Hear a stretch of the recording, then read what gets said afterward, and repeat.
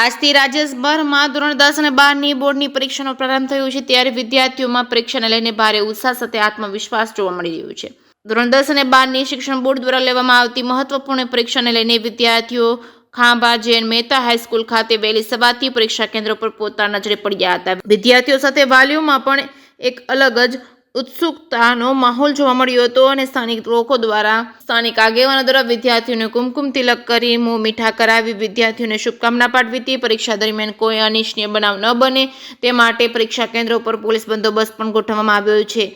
બેન, આપનું નામ શું છે અને કયા ગામથી આવો છો અને કેટલા ધોરણમાં અભ્યાસ કરો? અને આજે એસએસસી બોર્ડની પરીક્ષાનો પ્રથમ દિવસ છે અને પ્રથમ પેપર છે. કયું પેપર છે અને કેવો ઉત્સાહ છે?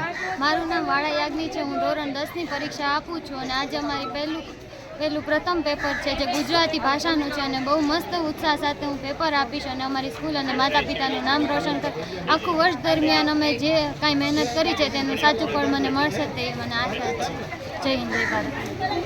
સાહેબ, આજે એસએસસી બોર્ડની પરીક્ષાનો પ્રથમ દિવસ છે. વિદ્યાર્થીઓ હોશે હોશે પરીક્ષા આપવા આવે છે. કેવો બંદોબસ્ત રાખવામાં આવ્યો છે? સીસીટીવી કેમેરાથી નજર હેઠળ પરીક્ષા આપવાનો સરકારશ્રીનો આદેશ છે, તેને લઈને શું કહેશો?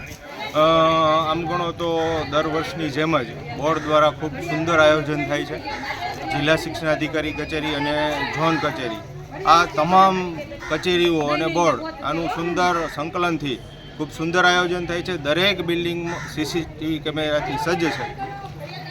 એ ઉપરાંત આરોગ્યની કોઈ જરૂરિયાતો હોય તો એના માટે ઇમરજન્સી નંબર આપેલા છે, પીજીવીસીએલ માટે છે અને પોલીસ બંદોબસ્ત પૂરતો એ રાખેલો હોય છે. અને તમામ વિદ્યાર્થીઓ ખૂબ જ શાંતિમય અને એકદમ સ્વચ્છ અને માનસિક રીતે સ્વસ્થ વાતાવરણમાં એ પરીક્ષા આપે એવી તમામ પ્રકારની વ્યવસ્થા અત્રેથી તંત્ર દ્વારા અને બોર્ડ તેમજ જિલ્લા શિક્ષણાધિકારી કચેરી અને ઝોન દ્વારા કરવામાં આવેલી છે. કેટલા વિદ્યાર્થીઓ પરીક્ષા આપી રહ્યા છે આપણા સેન્ટર ઉપર અત્યારે 13 બ્લોક છે અને 369 વિદ્યાર્થીઓ આજે બેસવાના છે, જેમાં બ્લોક નંબર 1 ખાસ કરીને દિવ્યાંગ બાળકોનો બ્લોક હોય એમાં કુલ 18 વિદ્યાર્થીઓએ પરીક્ષા આપવાના છે.